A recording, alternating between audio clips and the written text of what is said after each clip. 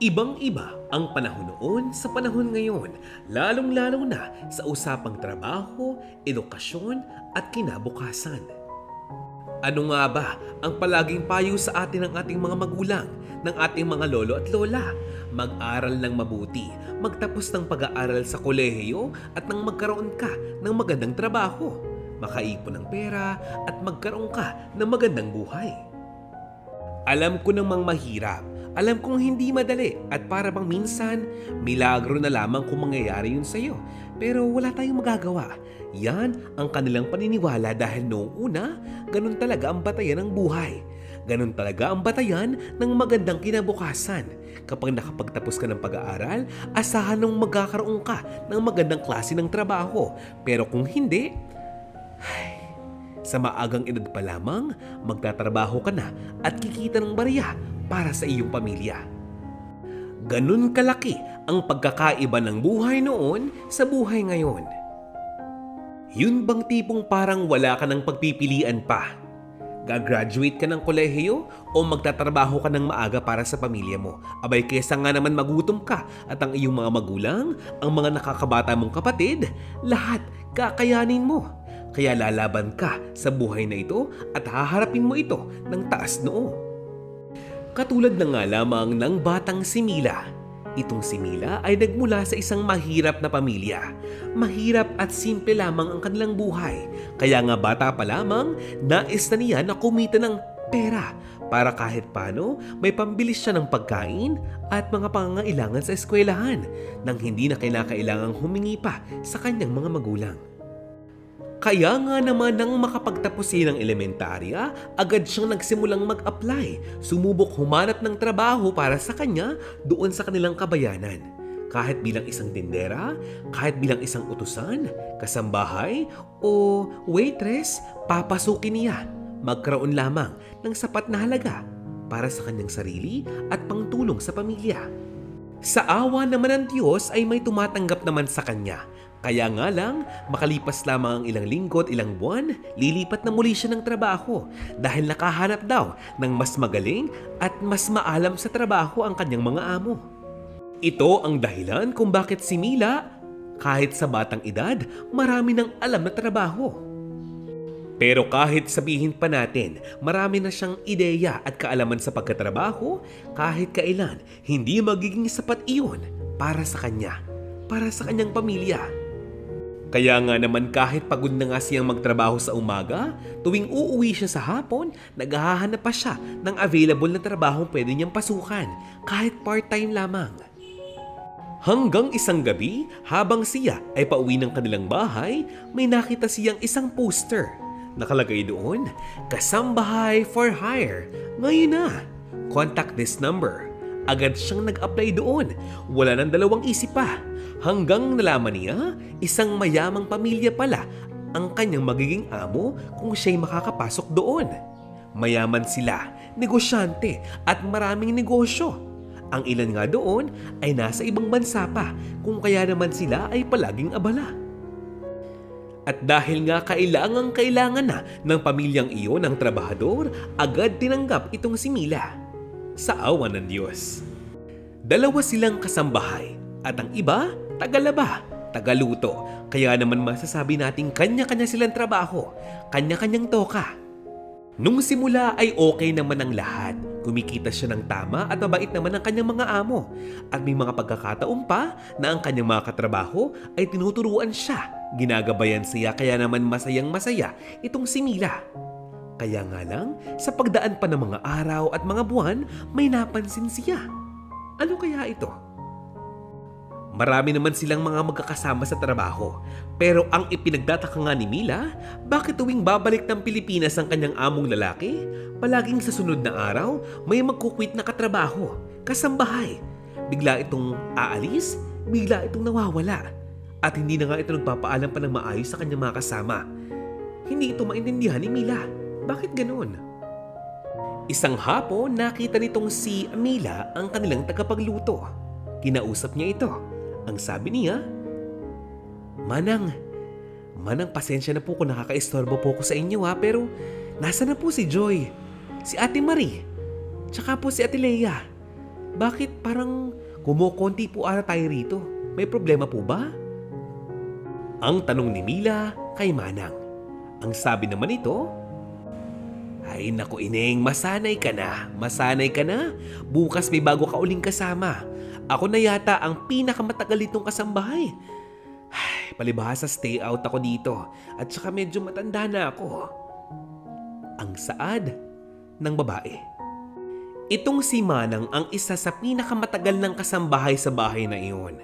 Siya, kadalasan, labandera. May mga pagkakataon, siya ang nagluluto dahil nga wala pa ang papalit sa kanya.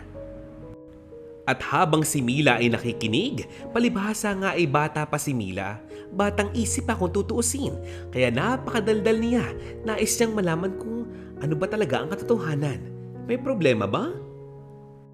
Pinipilit niya si Manang na sabihin kung ano nga bang problema. Subalit si Manang, tikom lamang ang bibig. Wala siyang sinasabing kahit na ano, wala siyang ikinukwento na kahit ano. Ang palagi niyang gawi ay inginunguso niya, itinuturo niya ang mga CCTV sa paligid at makikita mo sa kanyang mga mata ang takot. Hindi nga nagtagal, si Mila na ang naka-duty sa mga kwarto ng kanyang mga amo at ang bagong katulong na ang dating gumagawa ng mga nakatoka sa kanya noon. At doon, nagsimula ang tila kalbaryo sa kanyang buhay. Doon niya pa lamang nasaksihan ang tunay na ugali ng kanyang among lalaki. Masama pala ang ugali nito. Doon pa lamang niya nalaman na kaya pala ayaw lumabas ng kwarto ng kanyang madam kapag nasa Pilipinas ito. Kinukulong pala ito ng kanyang among lalaki. Isang malaking dahilan kung bakit nga ba napakailap sa tao ni madam. Alam mo ba, itong among lalaki ni Mila, napakasama ng ugali. Tuwing may bibisita sa kanyang asawa, kay madam, na mga kaibigan at kapamilya, ang sasabihin nasa ibang bansa ito.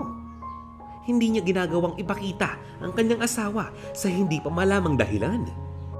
Itong si madam, bawal makipag-usap sa mga kaibigan, kapamilya at kahit pa sa kasambahay. Walang makakatakas sa among lalaki nitong si Mila. Ang palibot ng bahay, punong-puno ng CCTV. Bawat sulok, mayroong CCTV. May audio, may microphone, lahat ng sinasabi nila maaaring naririnig naman ng kanyang boss. Ilang araw pa nga ang lumipas, napagtanto na nga nitong si Mila ang buong katotohanan. Ito palang kanyang among lalaki ay sadista. Ang kanyang among lalaki ay hindi purong Pinoy. Ang ina nito ay Pilipina, samantalang ang kanyang ama ay Arabo. Ang lahat ng mga kasambahay na dumaan na sa pamilyang iyon, lahat nagbubulag-bulagan ng halamang sa lahat ng pangaaping ginagawa ng lalaki sa kanyang asawang babae. Lahat sila nagbubulag-bulagan. Isama mo na si Mila. Kung ikaw ang isa sa mga kasambahay na iyon, ano ang gagawin mo? Magsusumbong ka ba sa mga pulis? Magsusumbong ka ba sa mga gwardiya ng village? Mangingialam ka pa ba sa isyu ng pamilyang ito? O katulad ng iba, mananahimik ka na nga lamang, magbubulag-bulagan sa iyong mga nakikita at itutuloy ang iyong trabaho para sumahod ka at makatulong ka sa iyong pamilya. Siyempre, hindi naman lahat mukhang pera. Hindi naman lahat ay after lamang sa trabaho. May mga tao talagang mabuti ang puso. Dahilan kung bakit sila pinapalayas ng among lalaki. Ayaw niya na siya ay pinaghihimasukan. Ayaw ng among lalaki na siya ay pinapakailaman, lalong-lalong na sa kanyang pagdisiplina sa kanyang sariling asawa. Ngayong si Mila na nga ang nakakakita ng mga bagay na ito, hindi niya maipaliwanag kung anong kanyang gagawin. May dapat ba siyang gawin? O manahimik na lamang? Dahil kahit sa harap niya, sinasaktan, sinisigawan at minumura-mura itong si Madam. Kahit pa sabihing punong-puno ng CCTV ang bahay na iyon, walang silbi dahil lahat ng iyon ay pag-aari ng among lalaki. Lahat ay umiikot lamang sa kanyang mga kamay. Tila kontrolado niya ang lahat-lahat sa loob ng kanyang tahanan. Subalit may napansin si Mila. Tanging ang CR lamang ang walang CCTV. Sa lawak ng bahay na iyon, tanging sa banyo lamang walang CCTV. Dahilan upang makaisip ng paraan itong si Mila upang makausap niya ang kanyang amo. Si Madam. May mga pagkakataong kasi na itong si Madam ay hindi makalakad ng maayos, hindi man lamang makatayo dahil nga binubugbog siya ng kanyang asawa. Ang ginagawa niya, humihingi siya ng tulong kay Mila. Itong si Mila, tutulungan naman siyang makapasok ng banyo. Halos araw-araw. Nung simula, sinusubukang kausapin nitong si Mila ang kanyang amo, subalit ayaw nitong magsalita. Ayaw nitong magsalita kay Mila. Ayaw itong makipag-usap. Siguro, takot siya na baka madamay pa sa galit ng kanyang asawa itong kawawang dalaga. Ilang araw pang lumipas, hindi sumusuko si Mila. Tuwing tinutulungan niyang magbanyo ang kanyang madam, palagi niya itong kinakausap, binubulungan. Ang sabi nga niya nung huling beses, Madam, magsalita po kayo. Sabihin niyo po sa akin kung ano pong kailangan niyo. Bilisan niyo po. Gusto ko po kayong tulungan, Madam. Kailangan niyo po ba ng gamot? Ma'am, tumingi po kayo sa mga mata ko, Ma'am. Gusto ko po kayong tulungan. Tulungan niyo po ang sarili ninyo, Madam. Pag may kailangan po kayo, ibulong niyo lang po sa akin sa loob ng banyong ito ko. Hindi ko po alam ang gagawin ko, Madam. Kailangan ko po ang trabahong ito pero hindi ko po kaya magbulag-bulagan sa ginagawa sa inyo ni Sir. Madam, sabihin niyo po sa akin kung anong kailangan niyo. Hayaan niyo pong tulungan ko kayo. Ma'am. Ang sabi ni Mila na halos naiiyak na. Subalit hindi pa rin nagsasalita itong si Madam. Makikita mo sa kanyang mukha na wala man lamang siyang emosyong ipinapakita, pero makikita mo sa kanyang mga mata na hirap na nga siya. Kahit pa sabihin may black eye siya, kahit pa sabihin puro pasa na nga ang kanyang katawan at may sugat na ang kanyang hita at medyo napipilay na nga siya. Lahat yon kinikimkim niya. Ayaw pa rin niyang idamay si Mila sa galit ng kanyang asawa. Sa hindi malamang dahilan, bakit niya nga ba ito ginagawa sa kanya? At dahil nga hindi pa rin nagsasalita sa kanya ang kanyang madam, halos mawala na nga siya ng pag-asa. Itong si Mila na mailigtas ang kanyang amo. Dumaan pa ang ilang mga oras, nag-focus lamang sa trabaho itong si Mila. Naglilinis ng bahay, naglalaba, nagluluto kung minsan. Hanggang kinahapunan, nagulat siya dahil sa kauna-unahang pagkakataon. May kumakatok sa pintuan ni Madam mula sa loob at dinig na dinig niya ito. Patakbong nagtungo itong si Mila sa kwarto ng kanyang madam. Bukas ang pintuan at pumasok na nga siya sa loob. Nais palang magbanyo ng kanyang madam pero ang kakaiba, itong si Madam ay naabutan ni Mila, nakatayo na sa harapan ng pintuan ng banyo at para bang hinihintay na, tinatawag itong si Mila na puntahan siya. Dahan-dahang inakay ni Mila ang kanyang among babae papasok ng banyo. Agad siyang niyakap ng kanyang among babae, bagay na ikinagulat naman nitong si Mila. Kinausap siya ni Madam sa kauna-unahang pagkakataon. Ang sabi nito, Sigurado ka ba? Nais mo kong tulungan? Maraming salamat sa iyo. Subalit hindi ka ba natatakot? Baka tanggalin ka sa trabaho ni Sir mo o baka saktan ka rin niya. Pero kailangan ko ang tulong mo. Maraming salamat sa iyo. Maraming salamat. Please, tulungan mo ko. Mila, tulungan mo ko. Ang sabi ni Madam kay Mila. Magmula nga nung hapong iyon Halos araw-araw, nag-uusap na itong si Mila at ang kanyang among babae sa loob ng napakasikip na banyong iyon. Malaya pang nakakakilos itong si Madam at si Mila, palibhasa ang among lalaki ay nagbalik muli ng ibang bansa para sa kanyang mga negosyo. Negosyo daw. Hindi nga nagtagal, itong si Mila hindi na nga nakapagpigil, nakapagkwento na rin kay Manang ng kanyang ginagawang pagtulong kay Madam. At dahil nga hanga naman itong si Manang sa katangian ni Mila at tibay ng loob, pinayuhan niya ito at sinabing mag-iingat daw dahil parang sa ginagawa niya ay binabangga niya ang kanilang amo.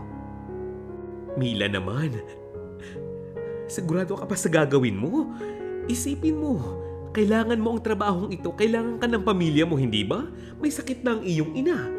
Kailangan ka ng mga kapatid mo, kailangan mo ang trabahong ito. Pag-isipan mo ang ginagawa mo, Mila. Weekly, halos monthly, nag-check ng CCTV ang ating among lalaki. Pag nakita niya at may napansin siyang kakaiba sa mga ginagawa ninyo ni Madam, baka tanggalin ka niya at baka hindi lamang iyon. Baka pati ikaw saktan niya. Napakabata mo pa, Iha. Mag-iingat ka sa ginagawa mo. Hinahangaan ko ang tibay ng loob mo pero lumugay ka sa lugar mo. Ingatan mo ang sarili mo, Iha. Yan ang sabi ni Manang kay Mila sabay yakap sa dalagang ito. Palibhasa nga itong si Mila ay may kabataan pang edad, medyo limitado pa ang kanyang kaalaman sa buhay. Tila ba hindi pa ganong kabuo sa kanyang isipan ang takot at maaaring mangyari, maaaring gawin sa kanya ng kanyang amo kung sakaling sila ay mahuli. Ang palagi niyang sabi kay Manang ay huwag mag-alala sa kanya dahil alam naman daw niya ang kanyang ginagawa. Nag-iingat naman daw siya eh. Araw ng Lunes noon, wala pang 7:00 ng umaga, isang memo ang nakarating sa mga kasambahay ni Madam. Ayon nga sa mensahe ng among lalaki na sa kasalukuyan ay nasa Europa, may napapansin daw siyang kakaiba sa kilos ng kanyang mga utusan. Sabi nga niya, wag daw niyang mahuhuli o malalaman na ang kanyang mga utusan sa loob ng kanyang tahanan ay hindi sumusunod sa mga patakaran. Dahil gaano man daw kaliit o kalaki ang pagkakamaling iyon, sisiguraduhin daw niya na ito ay may karampatang parusa. Nagkataon pa naman na nung araw na iyon, day off nitong si Mila, wala siyang kaalam-alam sa mga nangyayari. Nung araw na siya'y bumalik na nga sa trabaho, may napansin siyang kakaiba. Maging si Manang ay parang iniiwasan na nga siya. Subalit hindi niya ito pinansin. Tuloy lamang siya sa trabaho, paglilinis, paglalaba, minsang pagluluto at marami pang iba. Asahan mo na sa bawat araw na dumadaan, gumagawa ng paraan itong si Mila na makausap kahit saglit ang kanyang Madam. Hindi nga nagtagal, naging malapit na nga sila sa isa't isa. Kahit pasabihing sa munting banyong iyon, lamang sila nakapag-uusap. Napakahirap ng kilos ni Mila sa loob ng bahay na iyon. Isipin mo, magtatrabaho siya maghapon, magdamag sa bahay na iyon. Blanko ang muka, ni hindi mo siya makikitang ngumingiti. Wala kahit ano. Lahat silang mga kasambahay ay parang mga robot sa loob ng tahanan iyon. Sa pagdaan ng mga araw, kahit na kailan, hindi nagbago ng kilos itong si Mila. Medyo nag-iiba lang kapag nakikita niya at nakakasama ang kanyang among babae. Bagay na kanyang ipinagtataka. Bakit minsan kinakausap siya nito? Minsan hindi. Minsan ayaw magsalita. Minsan bigla na lamang itong umiiyak. Hindi niya maintindihan pero sinusubukan niya itong unawain. Pinapagaan ang loob at niyayakap. Kaya nga lang, nagkaroon ng problema. Emergency daw. Biglang umuwi ng Pilipinas. Wala man lang pasabi, wala man lamang paabiso itong kanilang amo mula ibang bansa. Mabuti na nga lamang at nakalak ang pintuan ni Madam nung panahong iyon. Kumakatok ito. Napakalakas. Nagdadabog. Laking gulat nga ni Madam at ni Mila nung mangyari iyon. Pero syempre, kahit pa sabihing gulat na gulat sila, kailangan hindi ipahalata. Nang makita ng sadistang amo ang kanyang asawa, agad niyang itinulak palabas ng kwarto itong si Mila at niyakap niya ng mahigpit ang kanyang asawang si Madam. Niyakap, hinalikan, at marami pang iba. Siyempre, nasaktan si Mila dahil napahampas siya sa sahig, pero ang mas nagpaluha sa kanya noong panahong iyon, narinig niya ang napakalakas na sigaw ng kanyang madam. Mahahalata mo sa kanyang mga sigaw na ito ay pinagsasamantalahan ng kanyang sariling asawa. Napakahirap noon para kay Mila dahil isang pintuan lamang ang layo niya sa kanyang madam na halos kanya nang naging kaibigan. Pero alam niya sa kanyang sarili na wala siyang magagawa. Wala siyang magagawa dahil wala siyang kayang gawin at wala siyang pwedeng gawin.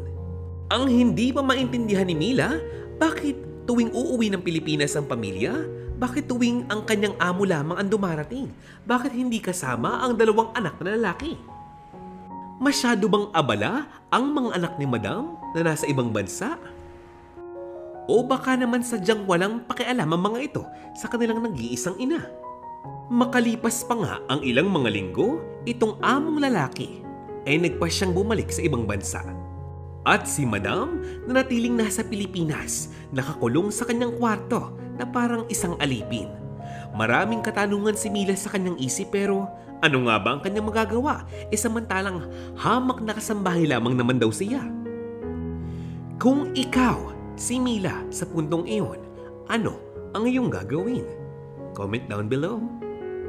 Hanggang sa makarating nga ang balita, kina Manang, kay Mila, kay Madam, na itong among lalaki pala ay matatagalan sa ibang bansa dahil may mga problemang inaasikaso sa kanyang mga negosyo.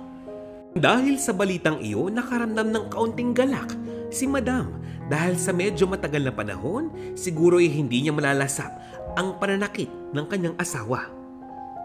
Kahit papaano, makikita mo sa kanyang mukha na medyo ngumingiti-ngiti na nga siya. Medyo may kinang na ang kanyang mata, lalo na nung makita ni Milang naglihilom na ang kanyang mga sugat.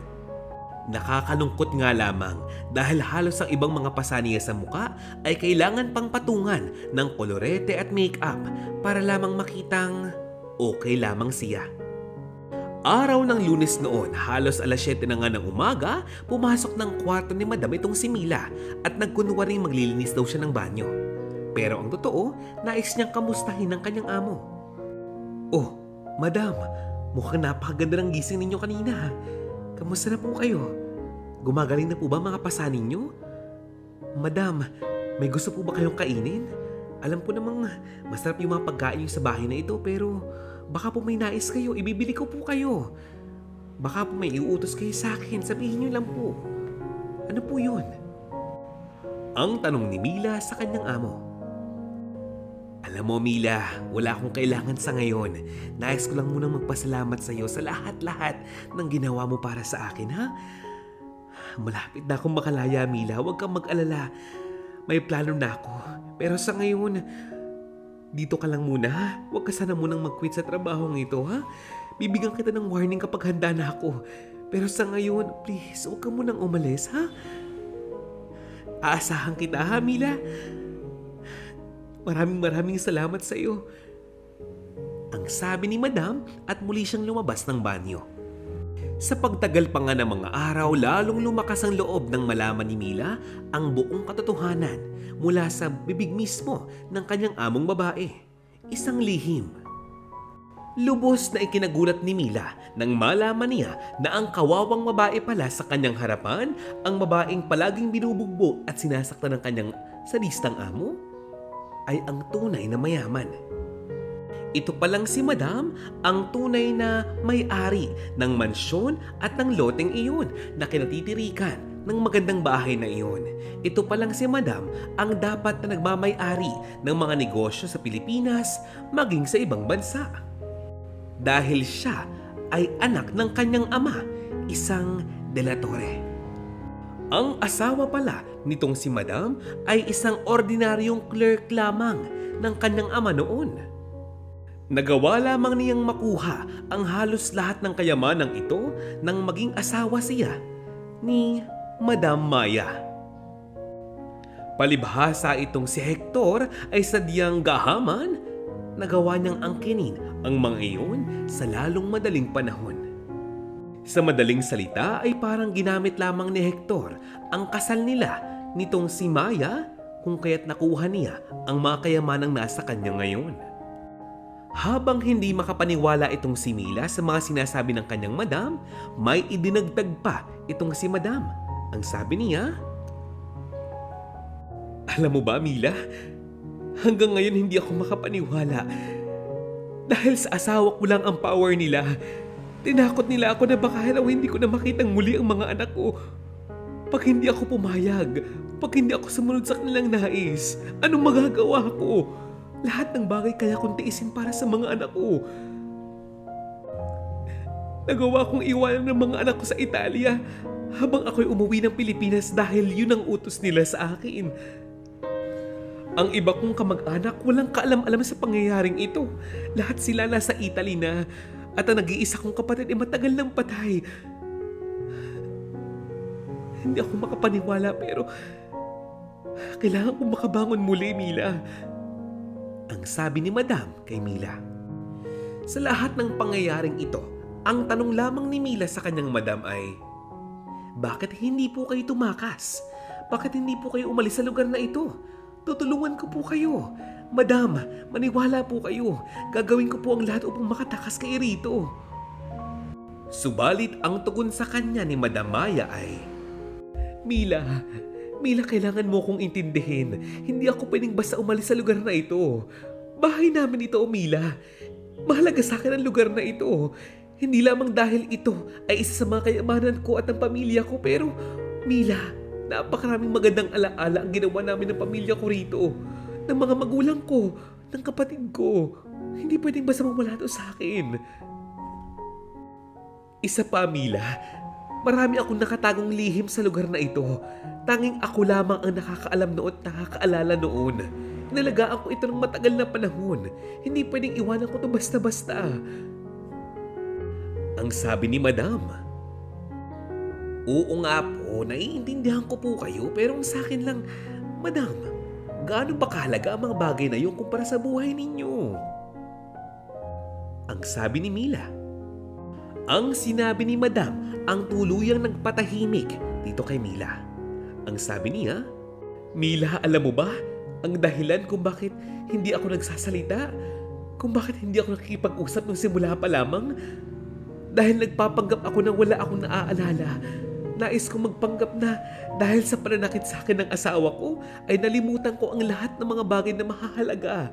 Tulad na nga lamang ng mga kayamanan ni Mama. Ang alahas, ang pera, ang mga antigong gamit niya, ang mga pag-aari ni Papa. Lahat nasa bangko iyon. Ang iba na sa bahay na ito, nakatago at tanging ako lamang ang may alam, Mila. At hindi ako makakapayag na ang kayamanang ito ay mapunta sa asawa kong gahaman, demonyo at hayop. Hindi kahit kailan, Mila. Hindi kahit kailan. Hindi kahit kailan." Ngayon, nauunawaan na nga ni Mila ang buong katotohanan. Ilang buwan pa nga ang lumipas, malapit na ang Kapaskuhan sapagkat Disyembre na. Umuuwi ng Pilipinas itong si Hector galing sa Italia. But this time, kasama na nga niya ang kanyang mga anak. Parehong binatilyo na ang mga ito. At syempre, ipinapakita ni Hector na okay ang kanyang asawang si Maya, na malusog ito, na malakas ito, na baka may trangkaso lamang kaya hindi makabangon at makalabas ng kwarto. Nagdadrama silang dalawa, si Maya at si Hector, na okay silang dalawang mag-asawa upang hindi mag-alala ang mga anak ni Maya. Kailangan magpanggap ni Maya para na rin sa kaligtasan ng kanyang mga anak. Napakalambing ng dalawang anak ni Madam. Magiliw ang mga ito, masigla at hatamong sabik na sabik sa kanilang ina. At syempre, holidays, Kapaskuhan at Bagong Taon, kailangang umuwi ni Mila sa kanilang sariling tahanan upang asikasuhin naman ang kanyang pamilya doon. Ngayon, ibang-iba na ang tahanan nga nila. Hindi na ito barong-barong, hindi na ito maliit. Sapat na ito para sa kanyang mga magulang at mga kapatid. Punong-puno ang kusina ng mga grocery at ang cabinet nga nila maraming bagong damit para sa kanyang kapatid at sa kanyang mga magulang. Lalong-lalong na ang kanyang ina. Tuwang-tuwa ito sa ginagawang tulong na ibinibigay ng kanyang panganay na si Mila. Subalit isang gabi, napansin ng ina ni Mila na sobrang tahimik ng kanyang anak. Nagkakape lamang ito sa labas ng kanilang bahay. Si Mila nakatingin sa malayo at tila ba napakalalim ng iniisip. "O Mila, ano ka ba naman? Huwag mong hintayin bumaba ang mga bituin yan." "May problema ba anak? Masyado kang seryoso ah. Alam mo, anak, pasensya na kung ngayon ko lang sasabihin to sa'yo pero anak, maraming salamat sa'yo. Kundi dahil sa'yo, siguro wala tayong pinagbago ang buhay ngayon. Nang dahil sa paghihirap at pagsisikap, nagbago ang buhay nating lahat. Ang mga kapatid mo, nakakapag-aral lang walang problema sa mga baon nila. Nakakapag-aral, nakakapagbayad pa ng mga uniform na kailangan nila. May bagong damit at may masarap na ulam sa araw-araw. Ako, may kaunting negosyo na dahil sa'yo. At ang iyong ama, tuwang-tuwa sa kanyang bagong uniforme. Aba, paano ba namang hindi? Ay bago rin pati sapatos niya sa trabaho." Yan ang sabi ng nanay ni Mila. "Nay naman, wag na po tayong magbilangan. Okay lang po lahat ng paghihirap ko at pagsisikap. Lahat po para sa inyo, para sa pamilya ko. Kinalimutan ko na pong matagal na ang pangarap ko para sa sarili ko. Ang pangarap ko ngayon ay ibigay ang mga pangangailangan po ninyo. Alam niyo po ba kahit ako, hindi nga ako makapaniwalang napakabilis ang panahon. Ngayon, wala nang makakapagpalayas pa sa atin sa bahay na ito dahil ngayon, atin na itong bahay na ito. Hindi na ito barong-barong. Sementado na ang bahay natin, nanay. Si Papa may maayos ng trabaho at pareho kayong malusog. Ang mga kapatid ko masipag mag-aral. Pare-parehong matalino. Masipag, kagaya po ninyo. Wala na akong mahihiling pa. Ang mahalaga po ngayon, hindi man tayo sobra-sobrang yaman. Wala po tayong inaargabyadong tao, hindi po ba?" Yan pa ang sabi ni Mila sa kanyang ina. Habang tumatagal nga ang kanilang kamustahan at kwentuhang mag-ina, biglang dumating ang kanyang ama. Kahit pa sabihing matagal silang hindi nagkita, ramdam ng ama ni Mila ang katotohanan. Meron itong dinadala sa kanyang isipan at ito ang gumagambala sa kanyang puso. Dahil nga medyo makulit talaga ang kanyang ama, sa huli napilitang ikwento ni Mila sa kanyang mga magulang ang tunay na sitwasyon ng kanyang trabaho at ng kanyang mga amo. Matapos ang kwentuhang iyon, pinayuhan siya ng kanyang mga magulang na wag nang mangialam pa sa problemang iyon dahil unang-una, hindi na yung parte ng kanyang trabaho. Pangalawa, ito ay sobrang delikado. Pangatlo, baka ang maging kapalit pa rito ay kanyang sariling buhay. Pero syempre, bilang isang mabuting anak at ayaw niyang mag-alala ang kanyang mga magulang, bakit naman nga siya aamin? Natutulungan pa rin niya ang kanyang amo, hindi ba? Bilang paggalang na rin sa mga ito, ang sabi niya ay wala na nga daw siyang gagawin para tulungan pa ang kanyang amo. Dahil hindi naman nga daw ito parte ng kanyang trabaho. Yan ang kanyang sabi. Yan ang kanyang pagsisinungaling. Matapos nga ang Pasko at ang bagong taon, syempre, balik trabaho na naman si Mila at si Manang. Tambak na naman ang labahin, tambak na naman ang linisin nitong si Mila at Manang sa bahay na iyon. Napansin nga ni Mila na kahit pasabihing bumalik na nga sa ibang bansa, itong mga anak at asawa ni Madam, hanggang sa ngayon, makikita mo pa rin ang ligaya sa kanyang mata dahil sa kanyang ligayang nadarama nang makasama ang kanyang pinakamamahal na mga anak. Kaya nga lang, wala pang isang linggo, balik kalbaryo na naman ang buhay ng mga kasambahay nitong si Madam dahil maagang bumalik ng Pilipinas ang kanyang asawa, si Hector. Pinipilit pa ni Hector itong asawang si Maya na pumirma sa isang dokumento. At bago nga mangyari iyon, halos lahat ng kasambahay sa mansyong iyon ay pinabalik ng kanilang mga kwarto. Nung paman, alam ni Mila na ang kanyang madam ay pinapahirapan ng muli ng kanyang among lalaki, ni Sir Hector. At tulad nga ng inaasahan ni Mila, ng kinabukasan, pinuntahan niya ang kwarto ng kanyang madam. Napakagulo nito, napakabaho at mukhang nagkaroon na naman ng sakitan sa loob noon kagabi. Ang kanyang madam, wala sa kama. Nandoon ito sa sulok ng kwartong iyon. Pasa ang mukha at dumudugo ang labi. Subalit hindi magawang kausapin nitong si Mila ang kanyang madam dahil ang kanyang Sir Hector ay nananatiling nakahiga sa kamang iyon. Kinausap siya nito at sinabing wag na wag daw niyang malalaman na itong si Mila ay tutulungan ang kanyang madam. Maaga raw itong aalis upang ipaayos ng kanyang kotse. At nang makaalis nga itong si Sir Hector niya, nalaman niya kung ano nga bang ipinapagawa dito kay Madam Maya. Ang sabi ni Maya ay pinipilit daw siyang papirmahin ng kanyang asawa sa isang power of attorney document. Upang magawa na raw nitong ibenta ang lahat ng shares sa negosyo nila sa abroad.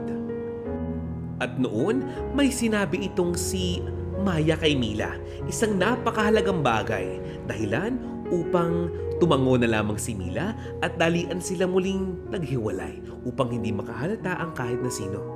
Kaya nga lang, nang umuwi itong si Sir Hector niya galing sa isang talyer, ay galit na galit ito dahil nakatanggap daw ito ng mensahe mula sa isang katrabaho doon sa abroad. Ang sabi doon, kailangan daw niyang bumalik ng Dubai dahil meron silang pag-uusapan sa isang napakahalagang meeting. Muli, kakailanganin niya muling iwanan ng kanyang asawang si Maya sa Pilipinas upang bumalik doon sa ibang bansa, sa Dubai. Ang mas ikinagagalit nga niya, sa pagkakataong ito, mukhang matatagalan siya bago makabalik ng Pilipinas. Nang sumunod na araw, muling kinausap ni Madam si Mila at may sinabi siyang medyo kakaiba. Mila, kailangan ko ang tulong mo ngayon. Iuwi mo ang plastic ng basurang iiwanan ko sa CR na ito. Itago mo ito sa inyong bahay. Ang mahalaga, ligtas ang mga laman ng plastic na iyon. Ingatan mo ito, Mila. Kailangan hindi mahalata ng kahit na sino, kahit ni Manang, na dala mo pauwi ang basurang ito. Nagkakaintindihan ba tayo, Mila? Kailangan ang isipin nila basura ang lahat ng ito. Kailangan mo itong itagong mabuti. Darating ang panahon, magkikita tayong muling dalawa. Kakailanganin ko ito sa iyo. Nagkakaintindihan ba tayo, Mila? Kung ikaw si Mila, susundin mo ba ang kaisa-isang utos sa iyo at pakiusap ng iyong Madam Maya? Handa ka bang itago mismo sa bahay ninyo ang isang bagay na mula sa amo mo na nais mong tulungan, na ikaw mismo hindi mo alam kung anong laman noon? Comment down below. Itong si Mila sumang-ayon lamang sa nais ni Maya. Pero ang hindi niya inaasahan kinabukasan, mabigat pala ang laman ng makapal na plastic ng basurang kanyang iuuwi. Paano niya ito iuuwi nang hindi nakakahalata ang mga tao sa paligid niya? Lalo na itong si Sir. Nung simula, okay lang sana. Medyo mabigat pero kinakaya. Pero ang sumunod na mga araw ang hindi niya talaga malaman kung anong gagawin. Ilang mga kahon at garbage bag pa ang kanyang kailangang ilabas ng bahay. Hindi lang basta ito 1 kilo, hindi lamang 2 kilo, mahigit 5 kilo o mahigit 10 kilo pa ang kanyang kailangang ilabas ng bahay. Hiwalay pa yung mga kahon na napakabigat din.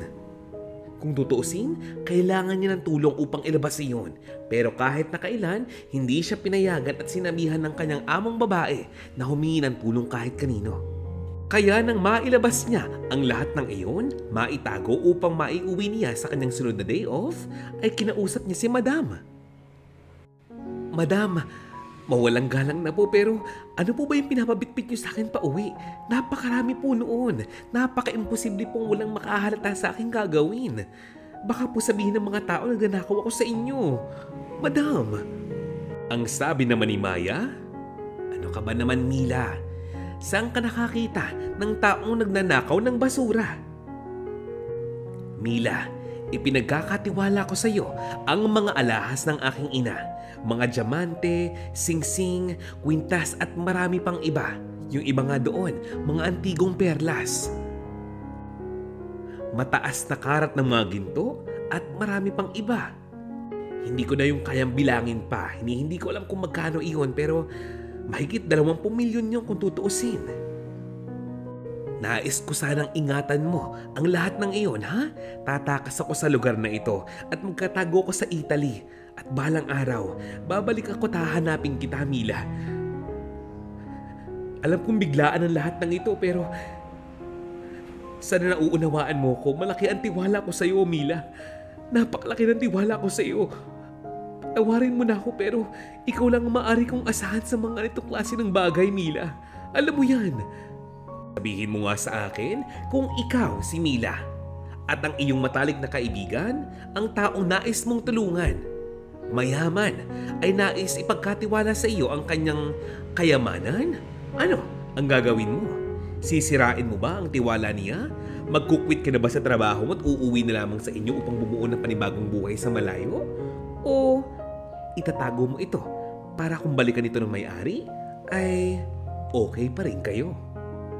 Sapagkat itong si Mila ay ibang-iba sa karamihan sa atin. Siya ay nangakong kahit ipagkatiwala pa daw sa kanya ang lahat ng kayamanang iyon, kahit na kailan hindi niya sisirain ang tiwala sa kanya ng kanyang itinuturing ng kaibigan na si Madam Maya. Ilang araw pa nga ang lumipas, ilang linggo, hanggang sa galit na namang umuwi ng Pilipinas. Umuwi ng bahay niya itong si Sir Hector. Nagmamadali na nga siyang makuha ang nais niyang pirma mula sa kanyang asawa. Subalit hanggang sa ngayon, ayaw pa rin pumirma ni Madam Maya. Kaya naman, nagtalo na nga sila. Sa pagkakataong ito, lumalaban na itong si Maya kay Hector. Dahil dito, naging mas malala ang away ng mag-asawa. 12:00 na nga ng gabi noon, nagsisigawan pa sila, nagsasakitan, hanggang sa dumating sa punto na sila ay magtulakan. Si Maya nakalabas ng kwarto dahil itinulak siya palayo ng kanyang asawa. Pero alam mo ba, hinablot ni Hector ang kanyang ulo, ang kanyang buhok at muntikang pang itulak sa hagdanan. Lahat ng ito ay nakita ni Mila. Galit siyang tumakbo pa itaas, hawak niya ang kanyang telepono at vinidyohan niya ang pangyayaring ito. Sige sir, subukan mo. Hindi mo ba siya nakikita? Duguan na siya. Wala ka bang kaawa-awa sa asawa mo? Wala kang awa sa asawa mo, Sir Hector. Hindi ako natatakot sa iyo. Subukan mo saktan siya. Subukan mo siyang itulak sa hagdang yan, sinasabi ko sa iyo. Nakikita mo tong teleponong ito? Nakarecord dito ang lahat ng kalokohang ginagawa mo noong pa hanggang sa ngayon. Subukan mong gawin yan. Kayang-kaya ko itong isend agad sa kaibigan kong tanod. Ano? Ha? Huwag mo kong subukan, sir. Malaki ang pasasalamat ko sa inyo kasi binigyan niyo ako ng trabaho. Pero sobra-sobra na po ito, sir. Mali na po ang ginagawa niyo. Wag naman sana umabot sa ganito, sir. Utang na loob naman, magbago na po kayo. Please po. Subukan niyo po kung saktan. Wag po kayong lumapit. Subukan niyo lang po kung saktan, sinasabi ko po sa inyo. Isang pindot ko lamang marireceive to ng mga kaibigan ko. Kung ano man ang mangyari sa akin, wala na po akong pakialam. Ang mahalaga po sa akin, malaman ng mga otoridad ang ginagawa ninyong kalokohan. Subukan niyo! Ang sigaw ni Mila kay Hector. At nang dahil sa mga sinabi ni Mila, tila ba nakaramdam ng takot itong si Sir Hector. Kung makikita mo, itong si Sir Hector nagingit-ngit sa galit. Nais niyang saktan itong si Mila at si Maya pero nakaramdam nga siya ng takot nang marinig niya ang mga sinasabi ng dalaga. Napaatras siya at wala na nga siyang nagawa pa. Agad namang tumawag ng ambulansya itong si Manang at ang isa pang kasambahay. Madaling dinala sa ospital ang kawawang babae, si Madam Maya. Tapos ngang makaalis ng mansyong iyon ng ambulansya, dagling sumakay ng kanyang kotse itong si Hector at lumayo na nga sa bahay na iyon. Natakot nga siya dahil baka nga naman bigla-bigla may dumating na mga pulis sa lugar na iyon at damputin siya. Ilang araw pa nga ang lumipas, itong si Madam Maya sa awa ng Diyos ay nakaka-recover na. Kinabukasan, habang kakatapos lamang niyang magamot, agad siyang nag-check out sa ospital na iyon. Inihanda niya ang kanyang maleta at ang kanyang mga gamit at sa dami noon, kinailangan pa niya ang tulong ng kanyang mga kakilala, si Mila, si Manang. Nagstay muna siya sa isang hotel sa Maynila. Nang sumunod na linggo, nagtungo na nga siya sa Italia. Pero bago nga siya sumakay ng eroplano noon, nagpasalamat muna siya kay Mila sa lahat ng tulong na ibinigay nito sa kanya. Si Madam Maya may iniabot na sobre dito kay Mila at sinabing umalis na nga raw sila sa bahay na iyon. Wala na raw silang among kailangan pang pagsilbihan. Sinabihan din niya na ang laman ng sobreng iyon ay pera para kay Manang at sa isa pang bagong kasambahay. Bayaran daw ito ni Mila upang hindi naman sayang ang serbisyong ibinigay ng mga ito dito. Tapos nga ang kanilang pasalamatan at iyakan, nagpaalam na nga itong si Madam Maya kay Mila. Si Mila bumalik muna sa mansyon ng kanyang mga amo. Nakita roon si Manang at ang isa pang kasambahay na umiiyak. Hindi raw kasi nila alam ang gagawin. Saan pa sila makatrabaho? Paano sila ngayon? Wala na ang kanilang mga amo. Hanggang sa ibigay na nga sa kanila ni Mila ang halaga ng pera na ipinapaabot ni Madam sa kanila bilang pasasalamat sa lahat ng serbisyong ibinigay nila sa matagal na panahon. Matapos ngang ibigay ni Mila ang perang nararapat para sa kanyang mga kasama ay nagpaalam na nga sila sa isa't isa.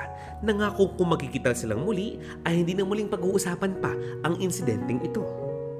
Bagay na nauunawaan naman ng mga kasama sa trabaho nitong si Mila. Habang pauwi ng bahay, ay hawak pa rin itong si Mila ang sobre. Hindi niya maintindihan na ipamahagi niya na ang pera para sa kanyang mga kasama sa trabaho pero ano ang para sa kanya? Maya-maya tumunog ang kanyang telepono. Tumatawag sa kanya sa kanyang Facebook account. Itong si Madam. Ang sabi nito, sa loob daw ng sobreng iyon, may nakatago pa na ATM card. Ang ATM card na iyon, nasa likod nito ang password. Ito ay nakapangalan dito kay Madam Maya. Ibinibigay niya na ito para kay Mila.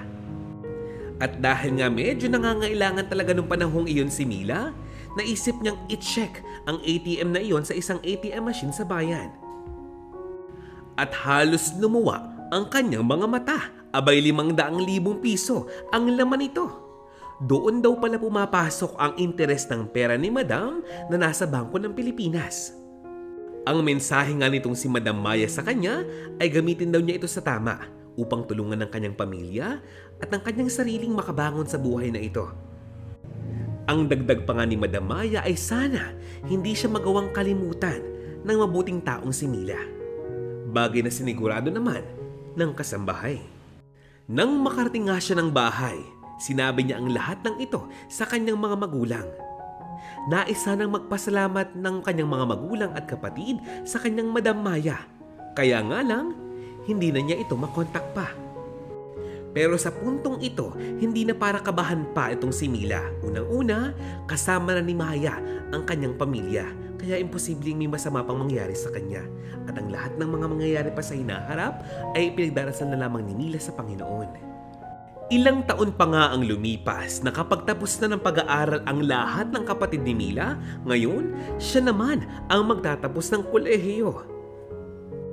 Ang kanyang dalawang kapatid, parehong gustong maging doktor at siya naman nais maging isang guro. Kung iisipin natin, isa na itong magandang ending para sa istorya ng buhay ni Mila, hindi ba? Magandang buhay, may trabaho, nakapagtapos ng pag-aaral, may pera, natutulungan ng magulang at lahat-lahat. Pero alam mo ba, may kasunod pang biyaya yan. Isang umaga noon, napakaganda ng panahon, isang abogado, lalaki, ang naghahanap kay Mila sa labas ng kanyang bahay. Nalaman nila na patay na pala itong si Madam Maya. Ang pagpanaw pala ni Madam Maya ay hindi lamang dahil sa sakit na kanyang natamo sa pamubugbog ng kanyang asawa, kundi dahil sa mga karamdamang inihawa sa kanya nito nung sila ay nagtatalik. Nung mga panahong siya ay pinagsasamantalahan ni Hector. Lubos ang pagkalungkot nitong si Mila sa nangyari sa buhay ni Madam Maya. Pero alam mo ba, ang mas ikinagulat niya ay may iniwan itong sulat mula Italia. Ang sabi sa sulat, nagmamakaawa itong si Maya na sana naman ay tanggapin nitong si Mila ang lahat-lahat ng kayamanang kanyang iniwan at ipinatago sa kanya. Maging ang pera sa bangko? Oo, ang lahat ng iyon ay sa kanya na mapupunta. At sa tulong nga ng abogado ni Maya, nagawan niya ng paraan na ilipat sa pangalan ni Mila ang lahat-lahat ng pag-aaring iyon. Ngayon, instant millionaire na o billionaire itong si Mila. Halos matulala ito sa lahat ng pangyayari sa buhay niya na hanggang sa ngayon hindi niya magawang paniwalaan. Kahit na kailan daw, hindi niya hinangad ang ganitong klase ng buhay, pero hindi siya tanga para hindi tanggapin ito. Nangako naman si Maya na gagawin niya ang lahat upang mas magbunga ang mga kayamanang ito sa kanyang piling. Nangako siya na gagamitin niya ito upang ipangbigay naman sa mga tao nangangailangan ng tulong at pera. Ang huli niyang pangako sa kanyang amo, gagamitin niya ang kayamanang ito upang maipakulong, matunton ang kinaroroonan ni Senyor Hector. Sa tulong ng batas at ng Panginoong may kapal, umaasa siya na sana ay mabigyan ng katarungan ang pagpanaw ng mabuting amo niya na si Madam Maya. Dito na nga po nagtatapos ang ating istorya ngayong araw na ito. Maraming salamat po sa inyong pakikinig. Bago ang lahat, bago tayo magpaalam ngayong araw na ito, nais ko munang batiin ng magandang araw si Miss Lolita Garasa. Shout out sa iyo. Shout out din po sa iyo, Miss Lizelle Reyes. Hi, Imelda Wada, how are you? Shout out sa iyo, Feguro Joan. Shout out sa iyo, Mr. Vince Tibayan. Papahuli ba naman si Miss Eugenia de la Cruz? Shout out sa iyo, nababasa ko mga komento ninyo. Binabati ko rin ng advance happy birthday si Miss Faye Hines. Shout out Evelyn Awid. Ganon din para kay Jocelyn Harabo. Huling shout out para sa Batang Palaban. Ipagpatuloy mo yan, ha? Thank you so much for your comment. Sa susunod pong muling kabanata ng ating istorya ng buhay, maraming salamat at paalam.